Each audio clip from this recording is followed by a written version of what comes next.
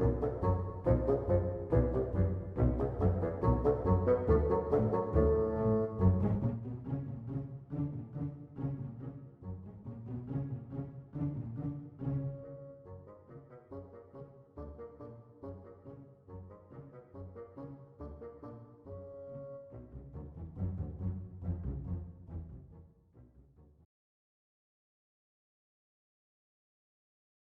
this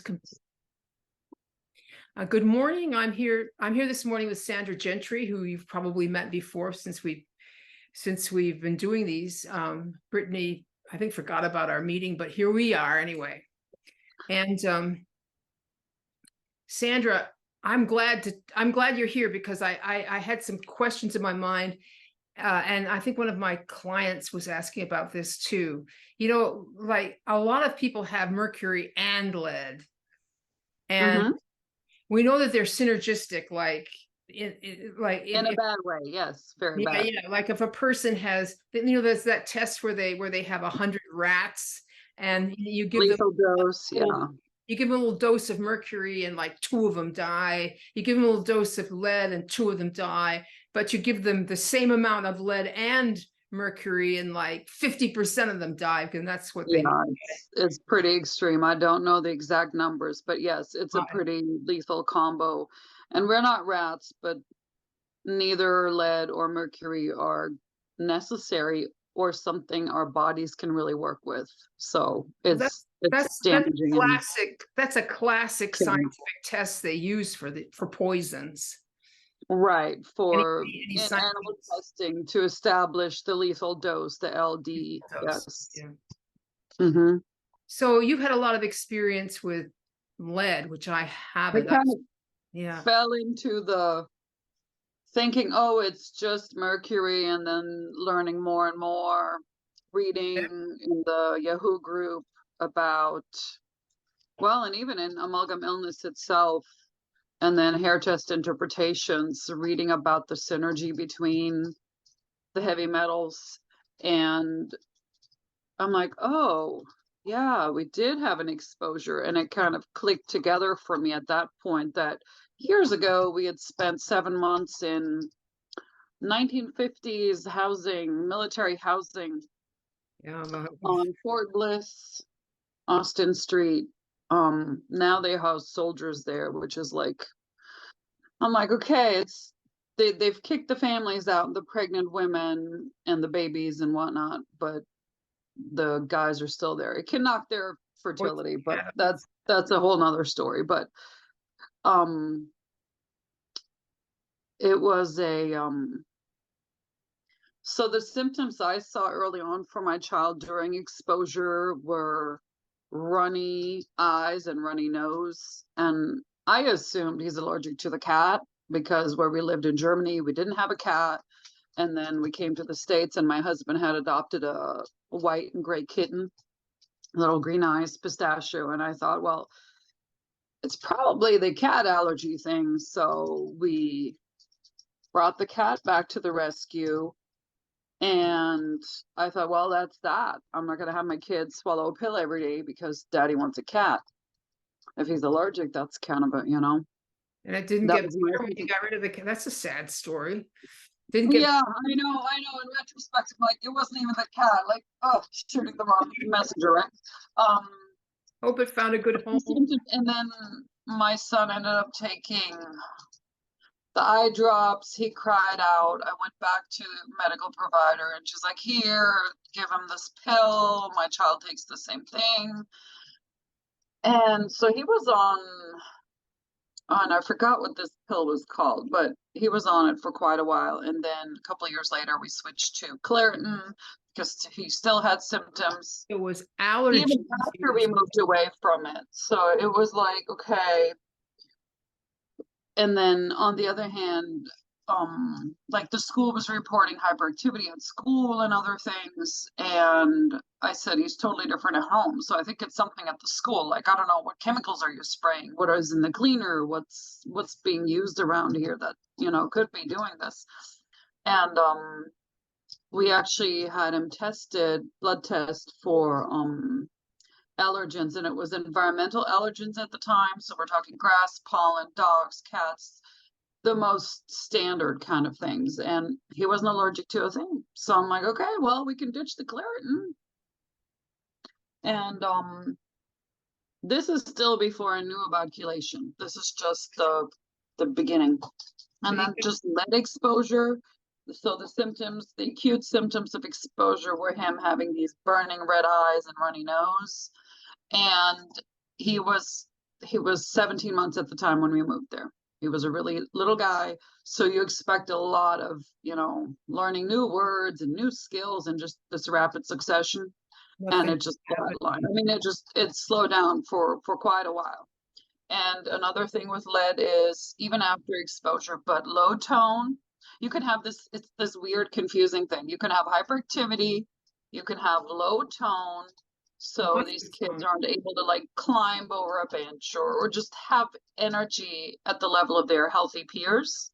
So they're kind of the couch potatoes, the sicklish ones, then you have the scrawny look of the very scrawny limbs and the distended belly. They tend to have a bit of yeast or just poor absorption in general because their gut is in a bad place. They can have constipation. During acute exposure, you're looking at more typically diarrhea. So they can oscillate. Even years later, this constipation can persist, but while they're acutely exposed, there can be the slow peristalsis and there can be diarrhea. I mean, it knocks. This is, I think, what's talked about the most is how it can lower a kid's IQ because it disturbs normal nervous system development. So how the neurons actually connect and fire together is impaired because lead blocks calcium channels and it just sits there and stuff doesn't happen right. What else? Lead. I got a question. Is actually connected to it for adults too. Heart disease, gout, it goes along the lifespan. In this house you were living with, how was he getting exposed to the lead? I used to believe, young and naive, I used to believe you have to eat the paint chips. And I thought in my head, like, who in their right mind, what mother lets their child eat the paint chips? And I pictured a kid like sitting on the wall with the little, teaspoon or something, chipping at the wall and eating the stuff. And no, that's not what it looks like. Every time you open a door or you open a window, right, even if it's been painted over, because we did not have lead paint on the walls. We had it under multiple layers of paint. Yes. And so every time we open a door or window, we disturb old paint layers. Right. So you had because when they remediated this, we inhaled it. Yeah, they want you to check the dust in the window wells. Mm-hmm. Thank God we all vinyl windows here, so I don't think it's an issue anymore. And if you inhale it, it's straight in your blood. It goes wherever. I mean, for kids, it's the brain that's the main target. Did he get a blood test? At the time, no, because we lived in this housing for 7 months. We moved right like 8 days, within 8 or 9 days of his second birthday, when they would have done she asked during his 24-month well baby appointment, do you live in old housing? Blah, blah, blah. And I'm like, no. And I'm like, we just moved to new housing. And then she said, okay, we can skip this. And I'm thinking, oh my God, like 10 years later, I was biting myself in the butt, taking my kid to a doctor saying, hey, he wants to go back to public school. Can we get something, a workup, see if, because he still struggled with fine motor skills and how he was behind. So, or he felt he was behind anyway. At that point in time, nothing popped up, and he was in physical therapy for a little while. And then after, I don't know, 3 months or something, she said, okay, I can't justify keeping him here longer, basically making progress, doing okay. But no, we had nothing current at the time. I just knew based on the age of the housing and my husband having to sign a lead waiver at move-in that we were exposed. And then you add on top of that, that both of us ended up dealing with infertility. I had a miscarriage in that housing, and then my husband, for years after, I mean, we tried to conceive. The goal was 2 babies. And we had one. We wanted a sibling for him. And we ended up with the diagnosis of, okay, my husband was told it's not going to work without medical intervention, that he had a lower sperm count. Because I told him, it's not me. I have regular cycles. That was my thing. But I did have the miscarriage in the housing, in the military housing at the time. And yeah, looking back, I mean, it's kind of, every time I meet someone who's been in the military, I'm suspicious of some kind of toxicity. exposures, absolutely. Fully Yeah. vaccinated. You have no clue what all. Yes. Yeah. And he seemed to actually tolerate vaccinations well and all of this, but Don't it say was, that I word. think it was Don't say the that lead, word. and then quitting smoking lowered his burden enough for just a little bit that, oh, I felt pregnant. And then he was like, well, I don't believe it until the doctor confirms it. I'm like, okay, I'll go to the clinic, I'll pee in a cup and they'll do the same test. But yeah, you know, he was kind of stunned. And So yeah, what, we had 2 more.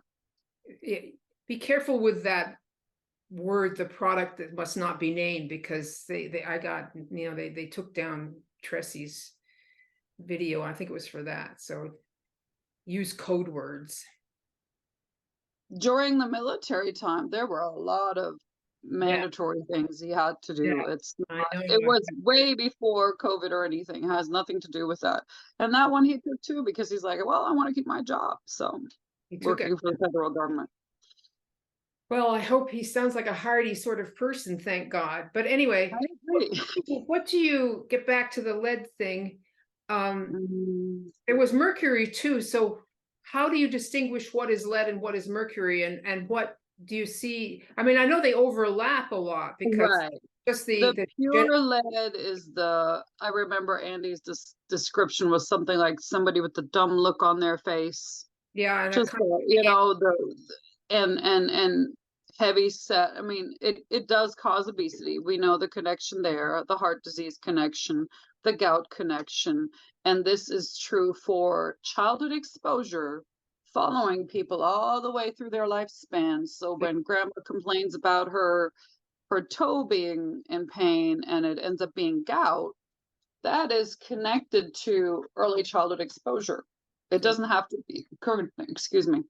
yeah. So it lasts. It does not, it just ends up being recycled within the body.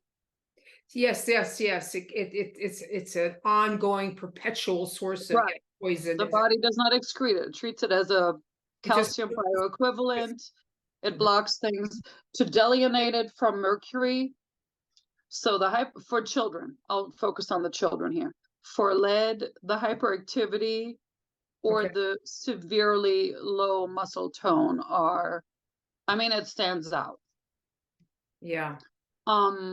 You know, not meeting milestones. Like a lead kid, they could be social, they could make eye contact, where, you know, you're looking at arsenic and mercury, you're going more into territory where, you know, they might have that side eye thing where you think it's Electricity, yes. vitamin A toxicity. They just look at you from this angle and don't make direct eye contact.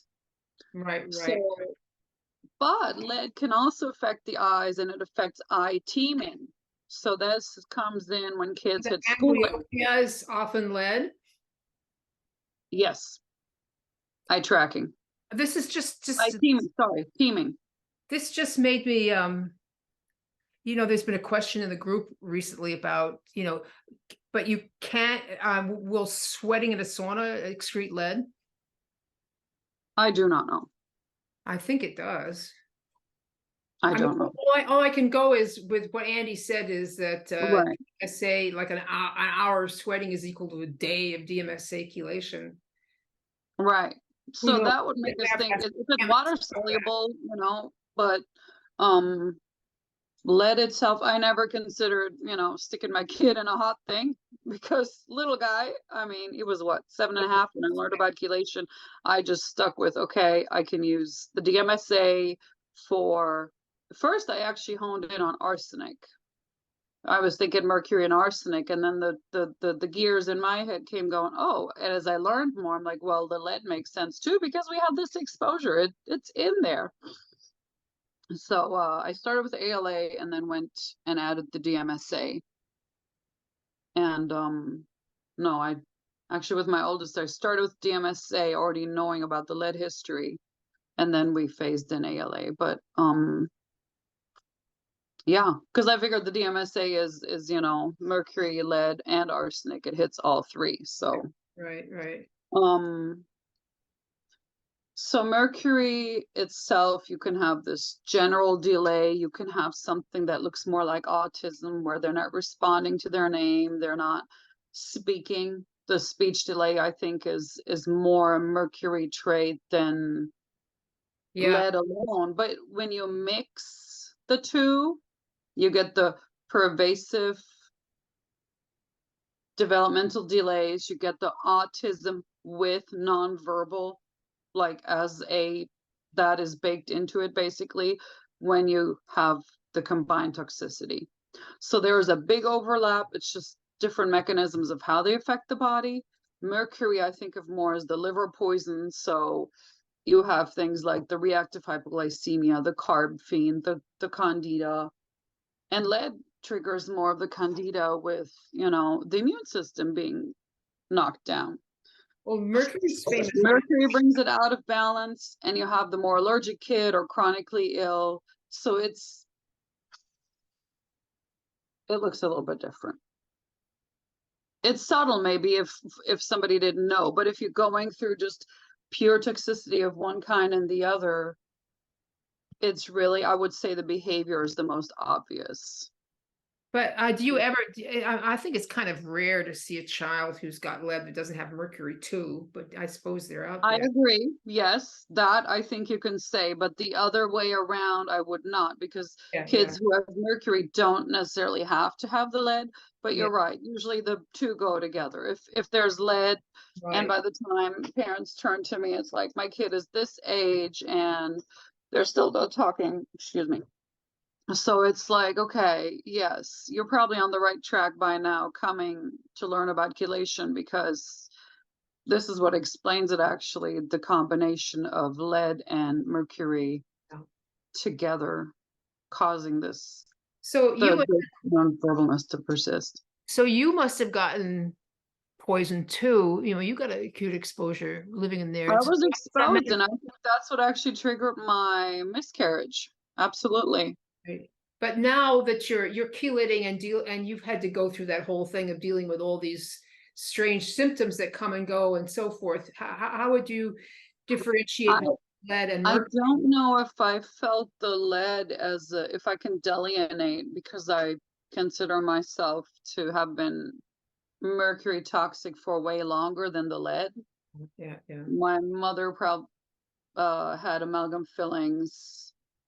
I got amalgam fillings when I was 13, and I remember this, just my psychological health going down the drain. I mean, I'm feeling like I'm walking in a fog and people don't see me. I'm looking back, I'm like, this is kind of creepy. Like, I don't even think I told anybody at the time. I'm like, this isn't real, this is just weird, like scary. But the more depressive type of thing, and just mucking through life, really just hanging on. And whereas lead is, I don't know if you feel it, and the whole mercury for adults can cause this, what do I call it? An overreaction in comparison to the trigger. So people getting angry from 0 to 100 over some little thing that only bugs them. Volatility might That be. to me is mercury. Lead leads more to the physical aggression towards others. Mercury, you can turn your anger and whatnot mentally on your own, on yourself, or critically, hypercritically on others. It goes both ways. The hypercriticism, I think, with Mercury is more, it's an internal thing, thinking you're the flawed one, or nitpicking, getting upset at others over something. But with lead, it's, I mean, there's this, by now it's quite an old article, but Mother Jones, The Criminal Element. I know that article. Yeah, I've read it a couple times. Where impulse control. I mean, lead is more the ADHD, and mercury is more the autistic side of things spectrum. So I those would be this another way to. I had an experience here in this house. There was an old washing machine down the basement, and I wanted to get rid of it and get a new one from Recycle North, which is a place where you buy secondhand washing machines. And they sent two guys over to pull out the old washing machine. And they had to go up a flight of stairs, and it was hard to get it up. And at one point, one of these guys just dropped the dropped the washing machine on the floor and stormed out. And I You're thought, like, that's sort of like, that guy has lead poisoning. It just seemed to me, but yeah, but you wonder what is going on. Yeah. had no impulse control, that's for sure. But that was an Right, right. example of lack of. Because they could have done damage. He could have gotten hurt himself, dropping it on his foot. I mean, so many things. Yeah, just this irrational, impulsive. Yes, yes. Yeah, it just rises up and can't control it. And that's why you got so many people. I think the jails are just full of these people. And then the fact that lower socioeconomic areas tend to have older housing. So Yeah, yes, like it's like a link in the chain. But then you have things like the service lines on the East Coast and on the West Coast, both.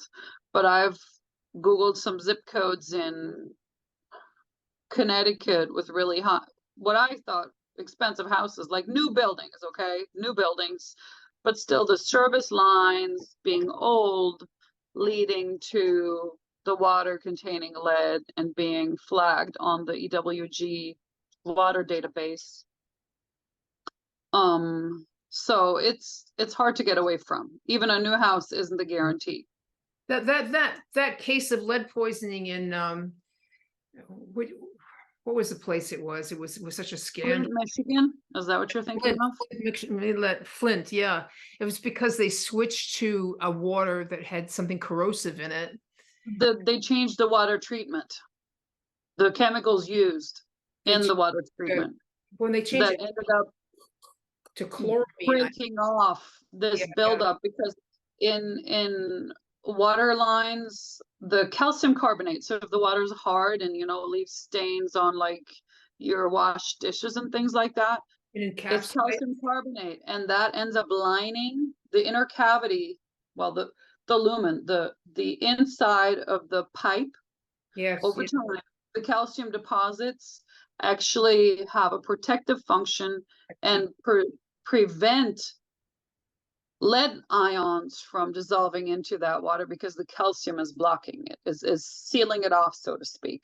Yeah. So then when they changed the water treatment, the calcium was being stripped off, and then more lead ended up in the water.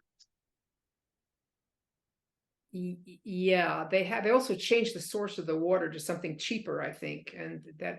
I don't remember that part, but I do remember that they changed the formulation of what they're using to treat the water, which changed the pH level, which changed how the water was going through the pipes. It was carrying along.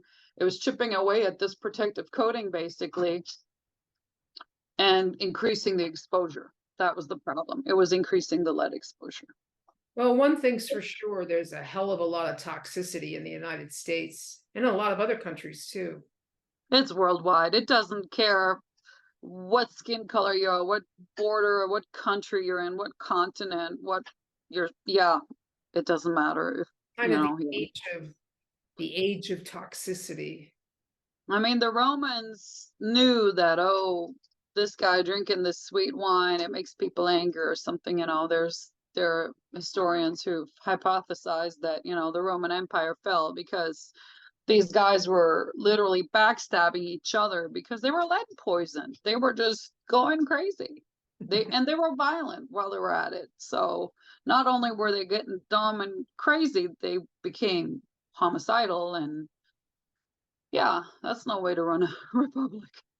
Maybe they didn't have very good muscle tone to go out there and fight the barbarians. They were good at just laying on a chaise and overeating, and I mean, they were removed also from the from the general population, they felt like, because they had more resources, but they were still toxic. So, and gout and, things like that. Whenever I hear that, oh, this person, if they made it to old age, then they had to deal with the gout because they drank the wine out of the leaded glass to make it sweeter. They were I after often the wonder sweet about, taste.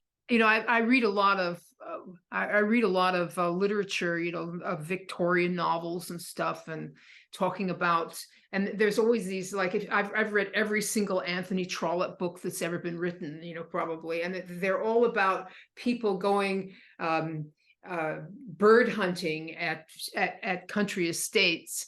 And I thought, these stories of the old squire has always got gout. And in these stories, I always wondered about that bird hunting, since they were hitting them with Lead lead. shop. Yeah. And the water pipes alone, whatever storage systems they had. And Yeah, I bet the they Romans used lead because it was, and I mean, it's still used on roofing. We, I took my kids on a trip to Germany earlier this year, and my dad took us to the Cologne Cathedral, big, huge Kölner Dome.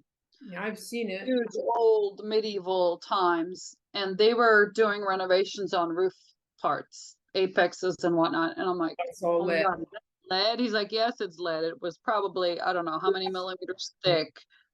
And he's like, it's the most long lasting material. So if they're going up that high, they don't want to go up there really soon. And that's why the Romans used it to line aqueducts. It was kind of flexible, easy to work with, and it was so durable. It's durable too. Well, So, when the Notre Dame burned down, there was, the whole roof was leaded in Paris recently. right, No, right. does it Those old ones. vaporize like mercury? Now Mercury vaporizes at like room temperature, so it's like You have to it's know hard to prevent it from vaporizing. I don't know what the exact temperatures are for a lead. I'm sure it could, it melts first into these globs, which is why it was used in bullet making. So it melts at a low temperature. If you can melt it over a little gas powered flame, for sure, yeah.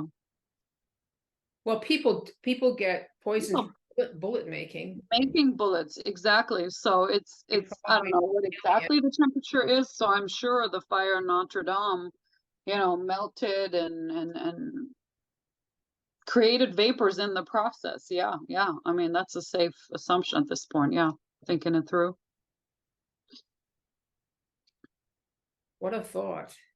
And then London has a lot of, I mean, it's just a huge city. Industrial revolution started in England. There were lead mines, but a lot of times seeing anybody with some connection to Great Britain and London, that makes my lead radar go up. Does it? Same thing for Asia, India, China, India, Bangladesh. Really? Yeah, it's just, and then the US, it's more focused on either coast or parents born to immigrants from Asia. And then just old housing, no matter where, but on the east and west coast, the water infrastructure plays into it as well. So different things. So many ways to be exposed. Even fishing. I mean, if grandpa takes, the kids, the grandkids fishing, it's really important to you handle these weights, the sinkers, the lead sinkers, the lead weights. It's important to teach kids to, hey, got to make sure you wash your hands right away. You touch that stuff, yeah. Because, and this is the insidious part, and why children, well, yeah, little guys will suck on something that has lead in it. It tastes sweet. Lead salts have a sweet taste. What do babies have a natural preference for? Sweet. Yeah. Well, if you've been exposed to lead or mercury, chelation is what you have to do, and Andy Cutler chelation is the way to go. It's the most conservative way to go, and it's the Getting kids talking since, oh gosh, over 20 years now. getting kids talking again since over 20 years. Well, yeah, if we think of it, he published Amalgam Illness in 1999. He started publishing it. And I want to say the Autism Mercury WHO group goes back to 2001 when they started. I mean, those were the brave moms who were like, this is the chemistry, this is the science. If my kid is mercury toxic, if I assume that this autism presentation is mercury connected, then this chelation will help. And it did. So that's how we got here. Yeah, people were lucky to have found it, and I'm trying to get the word out so that more people find I out. think we were brave and desperate at the same time, because I remember being in this position of, what do I have to lose? My child is not naturally progressing, growing out of this. I mean, I had people telling me, oh, they're going to grow out of this. Boys talk later. It was so many, Oh, I've heard- whatever. yeah. My kid's not healthy. He's not happy. He's not healthy. He's got tummy pains. There was another one with lead, is the stomach aches and the colicky babies. Yeah. So it was just, yeah, it was like, okay, what else? What do I have got to lose? I wouldn't say desperation, but more of like a bit of, nothing else is happening and working. Meanwhile, the science adds up and makes sense to me. I mean, I'm like, okay, yes, I understand their instructions. This is kind of the trajectory I could see from just reading people's messages. Like, okay, these improvements have been made in similar cases. Whereas, like, we got to do this. Like, we have to. I felt compelled at that point where I'm like, I got amalgam illness, and within 3 weeks, I had all the supplies, and we started. Yeah. I'd already gotten the E4 locally, and we were ready to roll. Yeah. All right, then let's thank you. Here. Yeah, thank you. We'll end it here. Thank you. Thank you. I think this has been a really interesting talk, and I hope that it reaches a lot of these poor mothers, who are having such a terrible time. And, and I wish we could reach some of these young people with their anxiety disorders. I mean, that's not lead, that tends to be more mercury, but I wish we could meet. Everything is scary. The social anxiety, so many, yeah. Whatever, health anxieties, worrying about your own health and loved one's health. It's that alone made me realize, it made me feel as if Andy knew me personally when I read this in Amalgam Illness, that composite, where I'm like, oh, like, this is me. That means I'm toxic too. That was my, and learning there.